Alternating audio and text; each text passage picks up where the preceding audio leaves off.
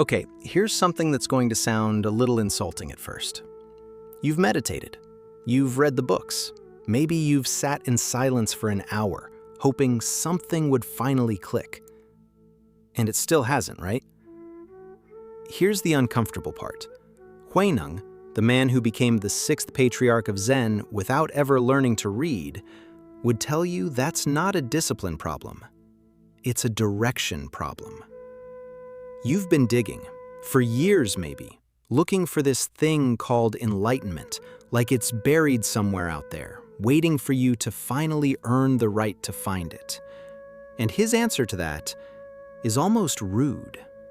He'd say, "Stop digging. You're standing on it." 1,300 years ago, this man said something that should have gotten him laughed out of the room, that you don't become a Buddha. You already are one. Right now, today, mid-scroll, mid-stress, mid-whatever mess your week has been. The only thing in the way is the very act of still looking. Let's sit with that claim for a moment and pull apart the Platform Sutra to see if Huineng can back it up. Let's begin. Before we go further, a little context. Huineng wasn't a scholar. He couldn't even read. He was an illiterate woodcutter from a poor family in southern China. And yet, this man became the sixth patriarch of Zen Buddhism, one of the most influential spiritual figures in the entire history of the East. How does someone with no education end up rewriting the rules of enlightenment? Because, according to him, enlightenment was never about education in the first place. That's the entire engine driving everything we're about to cover. Picture this. Huineng is sitting in front of a crowd. A government official named Prefect Wei has just asked him to teach. The room goes quiet. He tells everyone to purify their minds together and to recite the great perfection of Wisdom Sutra. And then, he says something that, on the surface, sounds simple, but it's actually a complete demolition of how most people think about spiritual progress. He says, Bodhi, awakening, is the wisdom of prajna, and people of this world already have it, naturally, fundamentally, built in. Let that sit for a second. He's not saying you can develop this wisdom if you train hard enough. He's saying it's already there. Right now, in you. So then, why does almost nobody feel enlightened? Huineng's answer? Because your mind is deluded. That's it. Not because you're missing some piece, not because you haven't earned it yet. You're simply clouded. And that one shift in framing changes everything about how you approach your own practice. Now here's where it gets interesting. Huineng says you still need a great spiritual compatriot, basically a teacher, to help you see your own nature. But notice the wording. The teacher doesn't give you wisdom. They show you something that was already yours. It's the difference between someone handing you a flashlight and someone simply opening the curtains so the sun you already have access to can come in. There's no hierarchy here either. He flat out says there's no real difference between the Buddha nature of a fool and the Buddha nature of a sage. The only difference is this. A sage sees their Buddha nature. You don't. But here's where Huineng turns and points the finger directly at something almost every spiritual seeker does without realizing it. He says people recite the word prajna, wisdom, constantly with their mouths, but they never actually touch the wisdom of their own nature. And then he gives this brutal little comparison. Talking about food doesn't fill your stomach. You can talk about emptiness, talk about awakening, talk about peace for 1,000 lifetimes. And if you never actually look, you'll never see anything. This is the part that should make a lot of us a little uncomfortable, because how much of our spiritual practice is actually just talking? reading another book, listening to another video, repeating phrases we like. Huineng's point isn't that learning is useless. It's that learning can become a substitute for actually looking inward. And the mind loves that substitute because it's so much easier than facing yourself directly. He says reciting wisdom with your mouth but not practicing it in your mind is like a phantasm, or dew that disappears the moment the sun hits it. And then comes one of the most important lines in the entire sutra. The fundamental nature is Buddha. There is no other Buddha apart from this nature. Read that again. Buddha isn't a historical figure off somewhere in the past. Buddha isn't a destination you arrive at after enough lifetimes of good behavior. Buddha is your own nature, right now, underneath the noise. If you're looking for Buddha anywhere outside of your own mind, Huineng would say you've already taken a wrong turn. So Huineng breaks down the word Mahaprajnaparamita, and the first part, Maha, means great. But he doesn't define greatness the way you'd expect. He compares the mind to space. Space has no edges, no color, no shape. It's not big or small, square or round. It doesn't favor one thing over another. And he says, that's what your mind is actually like, underneath all the labeling and judging it normally does. Now, here's where a lot of meditators, even serious ones, get this completely wrong. Huineng immediately warns, don't hear me talk about emptiness and then go cling to emptiness. If you sit quietly and just blank your mind out, thinking that's the goal, you've actually just traded one attachment for another. You're now attached to nothingness instead of attached to things. That's not freedom. That's just a more boring kind of trap. So what's the alternative? Huineng says real emptiness isn't a blank void. It's a space that holds everything.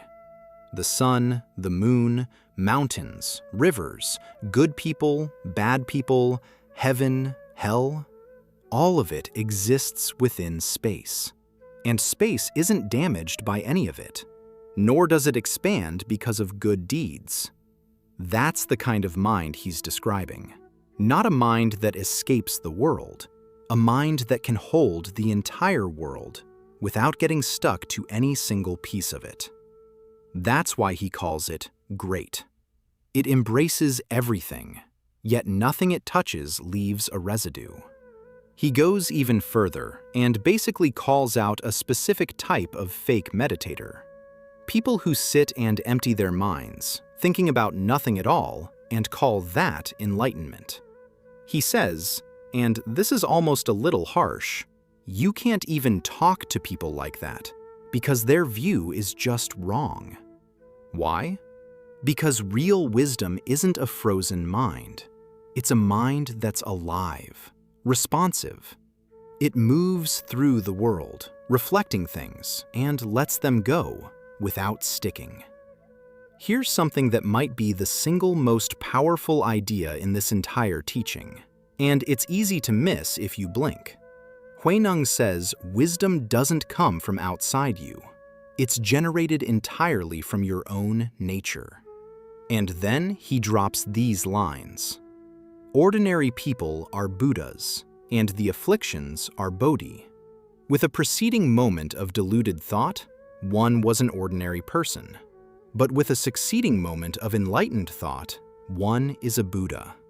To be attached to one's sensory realms in a preceding moment of thought is affliction.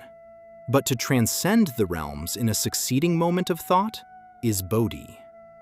In other words, the gap between an ordinary, suffering person and a fully awakened being is not years. It's not lifetimes. It's one single thought. A moment ago, deluded, you're an ordinary person. The very next moment, clear, you're a Buddha. There's no waiting list, no ladder you have to climb rung by rung over decades. That also means your afflictions, your anger, your craving, your fear, aren't your enemy. They're literally the raw material.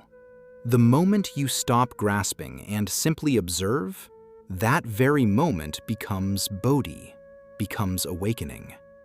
This is wild if you actually sit with it. It means enlightenment isn't far away. It means it's never more than one clear thought away from right now.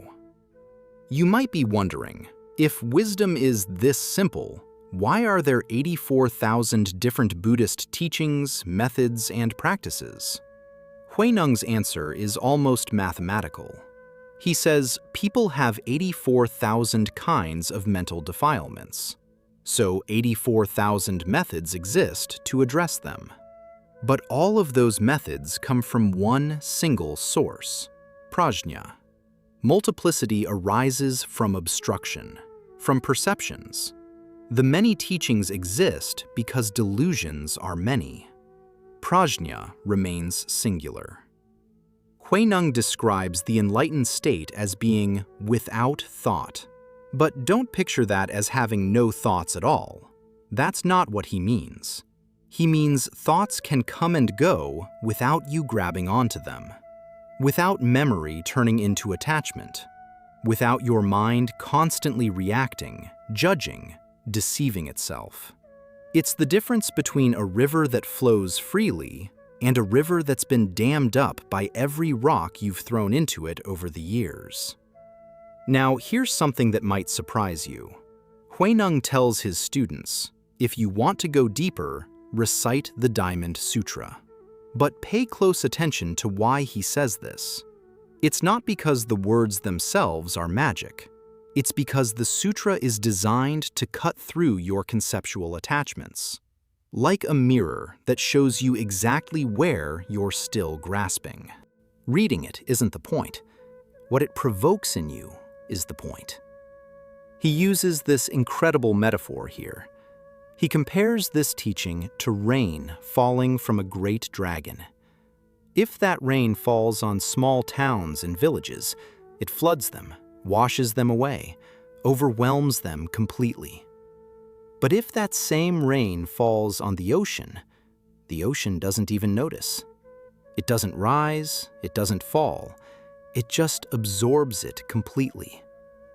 That's the difference between a small mind encountering a big teaching and a vast, spacious mind encountering the exact same teaching. The teaching doesn't change. Your capacity to receive it does. This raises an obvious question. Why do some people hear these teachings and instantly feel something shift, while other people hear the exact same words and feel nothing? Are some people just born more spiritually gifted? Huineng says no. He's very clear about this. There is no large or small in the wisdom of prajna itself. Everyone's got the same light. The only difference is how thick the clouds are. And this might be my favorite image in the entire sutra. He says it's just like clouds blocking the sun. The sun hasn't gone anywhere. It hasn't dimmed, it hasn't weakened. It's sitting there, exactly as bright as it's ever been. It's the clouds, your false views, your years of accumulated mental clutter that are blocking the light from reaching you. So when a gust of wind clears the sky, the sun was never achieved. It was simply uncovered. So if the sun is already there, what's left to practice? Huineng gives an almost shockingly simple answer. He says, don't try to cultivate this externally. Don't go chasing it outside yourself. One should just constantly activate correct views in one's own mind, and the afflictions will lose their power to stain you. That's it. That's the whole instruction. Not decades of austerity, not collecting more knowledge, just turning your attention the right direction consistently. He calls this seeing the nature, not achieving the nature, not earning the nature, seeing it. And once you've truly seen it, even once, something in you knows it can't be unseen. Not in the same way. The clouds might come back, sure, but you now know for certain that behind them, the sun never left.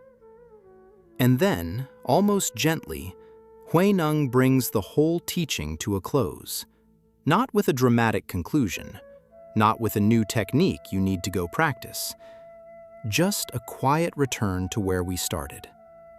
He's basically saying, nothing new has been given to you today, and nothing needs to be attained.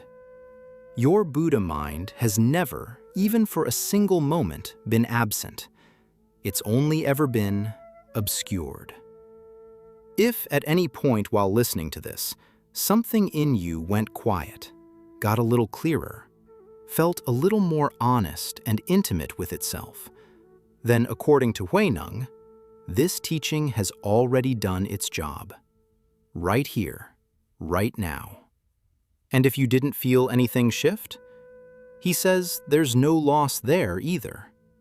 Rain doesn't make the ocean any fuller, and passing clouds never actually destroy the light of the sun. 1,300 years later, and this teaching is, if anything, more relevant now than it was then. We live in a world absolutely saturated with self-improvement content, productivity hacks, and spiritual shopping lists. Endless techniques promising to finally make you enough. Huineng's entire message cuts directly against that current. You're not behind. You're not incomplete. You're not one course, one retreat, or one book away from being whole. You already are. So here's what I want you to take with you from this video. Your search for peace was never actually a search for something missing. It was always a search for clarity, for the clouds to part just a little, so what was already shining could finally be seen. You are not becoming a Buddha. You never have to. You already are one. You always have been. If this teaching landed with you the way it landed with me, hit subscribe, because next time, we're going to go even deeper into the Platform Sutra, into the parts where Huineng confronts his own students directly and shows them exactly where their minds are still clinging. You won't want to miss it. I'll see you in the next one.